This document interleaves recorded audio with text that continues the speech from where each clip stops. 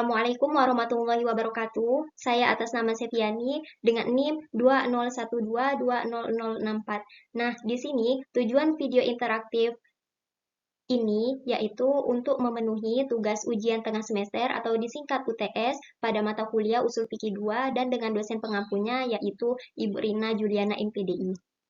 Nah, sebelum memasuki ke pembahasan yang akan saya bahas, yaitu mengenai klasifikasi dari Al-Amr dan Al-Nahi, saya akan menjelaskan sedikit tentang apa itu Al-Amr dan apa itu Al-Nahi. Nah, Al-Amr itu adalah suatu perintah yang berasal dari Al-Quran ataupun hadis. Contohnya yaitu Iqra, yang berarti bacalah. Nah, ini suatu perintah untuk membaca. Selanjutnya ada al-nahi. Apa itu al-nahi?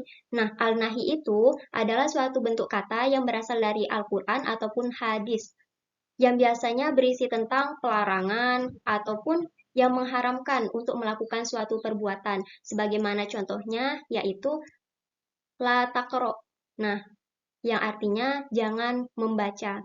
Masuk ke pembahasan mengenai klasifikasi dari al-amr atau perintah. Di antaranya yaitu pertama, perintah ibadah. Maksud dari perintah ibadah di sini yaitu sebuah instruksi untuk melakukan suatu kegiatan ibadah seperti halnya sholat, puasa, zakat, dan haji. Sebagaimana dicontohkan di dalam surah Al-Baqarah ayat 43 yang berbunyi A'udzu billahi minasyaitonir rajim. Bismillahirrahmanirrahim. Wa aqimus sholata wa atuz zakata warka'u ma'ar raki'in. Yang artinya, dan dirikanlah sholat, tunaikanlah zakat, dan rukuklah beserta orang-orang yang rukuk. Nah, maksud dari penjelasan ayat ini yaitu memerintahkan kepada kita untuk melaksanakan atau mendirikan sholat, kemudian menunaikan zakat, dan rukuklah beserta orang-orang yang rukuk. Yang kedua, perintah moral. Maksud dari perintah moral di sini yaitu suatu arahan kepada kita untuk melakukan suatu kebaikan dengan cara memberikan bantuan kepada yang membutuhkan, kemudian menegakkan keadilan, serta menjauhi perbuatan dosa. Sebagaimana dicontohkan di dalam surah Ar-Rahman ayat 9 yang berbunyi, Bismillahirrahmanirrahim. Wa aqimul wazna bil qisti wa la tukhsirul mizan. Yang artinya, dan tegakkanlah timbangan itu dengan adil, dan janganlah kamu mengurangi timbangan itu. Nah, maksud dari ayat ini memerintahkan kepada kita untuk adil, intinya untuk kita tidak berbuat suatu kecurangan. Kemudian yang ketiga, ada perintah etika. Nah, maksud dari perintah etika di sini yaitu sebuah instruksi kepada kita untuk sopan santun, terutama harus menghormati kedua orang tua, kemudian berperilaku adil dalam interaksi sosial. Sebagaimana dicontohkan di dalam Quran Surah Al-Isra ayat 23 yang berbunyi, Bismillahirrahmanirrahim. Wa qada rabbuka alla ta'budu illa iyyahu wa bil walidaini ihsana. Imma yablughanna 'indakal kibara ahaduhuma aw kilahuma fala taqul lahumā uffin wa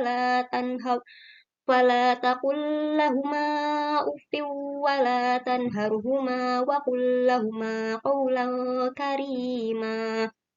Yang artinya yaitu, dan Tuhanmu telah memerintahkan supaya kamu jangan menyembah selain Dia, dan hendaklah kamu berbuat baik kepada ibu bapakmu dengan sebaik-baiknya. Jika salah seorang di antara keduanya atau kedua-duanya sampai berumur lanjut dalam pemeliharaanmu, maka sekali-kali janganlah kamu mengatakan kepada keduanya perkataan "ah", dan janganlah kamu membentak mereka, dan ucapkanlah kepada mereka perkataan yang mulia. Nah, dari ayat tersebut dapat ditarik kesimpulan bahwa Allah Subhanahu wa taala memerintahkan kepada kita supaya kita menyembahnya. Jangan menyembah selain Allah. Kemudian kita juga harus berbuat baik kepada kedua orang tua kita. Jangan sampai kita menyakiti perasaannya. Terutama jangan sekali-kali kita melontarkan perkataan "ah", karena itu sangat menyakiti perasaan kedua orang tua kita. Dan jangan pula kita membentak kedua orang tua kita dengan ucapan yang kasar. Selanjutnya yang kelima, yaitu perintah pengetahuan. Nah, maksud perintah pengetahuan ini yaitu kita diperintahkan untuk mencari ilmu, sebagaimana dicontohkan di dalam Quran Surah Al-Alaq ayat 1, yang berbunyi, Bismillahirrahmanirrahim, Iqra' bismi rabbikal ladzi khalaq, yang artinya, bacalah dengan menyebut nama Tuhanmu yang menciptakan. Nah, Quran Surah Al-Alaq ini merupakan surah yang pertama kali diturunkan oleh Allah Subhanahu wa taala kepada Nabi Muhammad SAW dari ayat 1 sampai ayat 5. Nah, tapi di ayat pertamanya berupa perintah Iqra yang artinya bacalah. Berarti Iqra itu dalam segi pengetahuan kita disuruh membaca dan menuntut ilmu. Nah, selain dicontohkan di dalam surah Al-Alaq, ada juga hadis yang menjelaskan mengenai menuntut ilmu, adapun bunyinya yaitu Bismillahirrahmanirrahim. Utlubul ilma faridatun ala kulli muslimin wal muslimat. Yang artinya, tuntutlah ilmu, karena sesungguhnya menuntut ilmu itu diwajibkan atas setiap kaum muslimin maupun kaum muslimat. Nah, selanjutnya, perintah perlindungan diri. Maksud dari perintah perlindungan diri di sini, yaitu perintah untuk melindungi diri kita sendiri, dan kita tuh harus mencari perlindungan kepada Allah Subhanahu wa taala. Sebagaimana dicontohkan di dalam surah Az-Zariyat ayat 50 yang berbunyi Bismillahirrahmanirrahim. Fafirru ilallahi innalakum minhu nadhirum mubin. Yang artinya, maka segeralah kembali kepada Allah Subhanahu wa taala dengan mentaatinya. Sesungguhnya aku seorang pemberi peringatan yang nyata dari Allah Subhanahu wa taala untukmu. Nah, pada ayat ini sudah dijelaskan bahwa kita harus berlindung kepada Allah Subhanahu wa taala. Selanjutnya, perintah jihad. Nah, maksud dari perintah jihad di sini yaitu perintah agar kita berjuang di jalan Allah Subhanahu wa taala, baik itu secara fisik maupun spiritual. Sebagaimana dicontohkan di dalam Quran surah Al-Baqarah ayat 244 yang berbunyi Bismillahirrahmanirrahim. وَقَاتِلُوا فِي سَبِيلِ اللَّهِ وَاعْلَمُوا أَنَّ اللَّهَ سَمِيعٌ عَلِيمٌ, yang artinya, dan berperanglah kamu sekalian di jalan Allah Subhanahu wa taala, dan ketahuilah sesungguhnya Allah Subhanahu wa taala Maha mendengar lagi Maha mengetahui. Nah, dari hadis ini sudah dijelaskan bahwa kita diperintahkan untuk berperang di jalan Allah Subhanahu wa taala atau berjihad di jalan Allah Subhanahu wa taala. Karena apa? Karena telah Allah itu Maha mendengar lagi Maha mengetahui. Selanjutnya yang terakhir, perintah kebijaksanaan dan keadilan. Nah, maksud dari perintah kebijaksanaan dan keadilan ini berupa perintah untuk kita agar berlaku adil dan bijaksana, terutama dalam menyelesaikan suatu permasalahan. Sebagaimana dicontohkan di dalam surah Al-Maidah ayat 42 yang berbunyi Bismillahirrahmanirrahim. Sama'una lil kadhibi akaluna lis-sut. فَإِنْ جَاءُوكَ فَاحْكُمْ بَيْنَهُمْ أَوْ أَعْرِضْ عَنْهُمْ وَإِنْ تُعْرِضْ عَنْهُمْ فَلَنْ يَضُرُّوكَ شَيْئًا وَإِنْ حَكَمْتَ فَاحْكُمْ بَيْنَهُمْ بِالْقِسْطِ إِنَّ اللَّهَ يُحِبُّ الْمُقْسِطِينَ, yang mana artinya mereka itu adalah orang-orang yang suka mendengar berita bohong, banyak memakan yang haram. Nah, jika mereka, orang Yahudi, datang kepadamu untuk meminta putusan, maka putuskanlah perkara itu di antara mereka atau berpalinglah dari mereka. Jika kamu berpaling dari mereka, maka mereka tidak akan memberi mudarat kepadamu sedikit pun. Dan jika kamu memutuskan perkara mereka, maka putuskanlah perkara itu di antara mereka dengan cara yang adil. Sesungguhnya Allah Subhanahu wa taala menyukai orang-orang yang adil.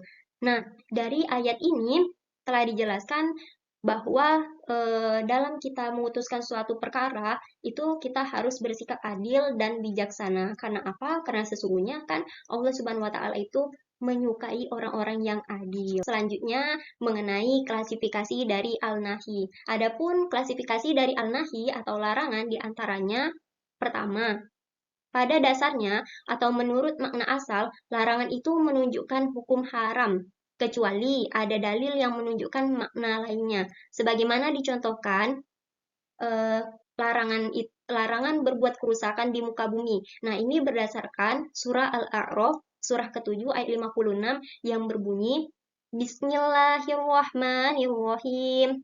Wala tufsidu fil ardi ba'da islahiha. Yang artinya, dan janganlah kamu membuat kerusakan di muka bumi, karena sesungguhnya Allah Subhanahu wa Ta'ala memperbaikinya. Quran Surah Al-A'raf, surah ke-7 ayat 56. Selanjutnya, yang kedua, larangan terhadap suatu hal. Nah, berarti perintah untuk melakukan sesuatu yang menjadi kebalikannya. Contohnya yaitu larangan memakan harta secara batil atau haram. Berarti perintah memakan harta secara hak atau halal. Hal ini berdasarkan firman Allah Subhanahu wa taala dalam surah Al-Baqarah, surah kedua ayat 188 yang berbunyi Bismillahirrahmanirrahim. Wala ta'kulu amwalakum bainakum bil batil, yang artinya, dan janganlah sebagian kalian memakan harta sebagian yang lain di antara kamu dengan jalan yang batil.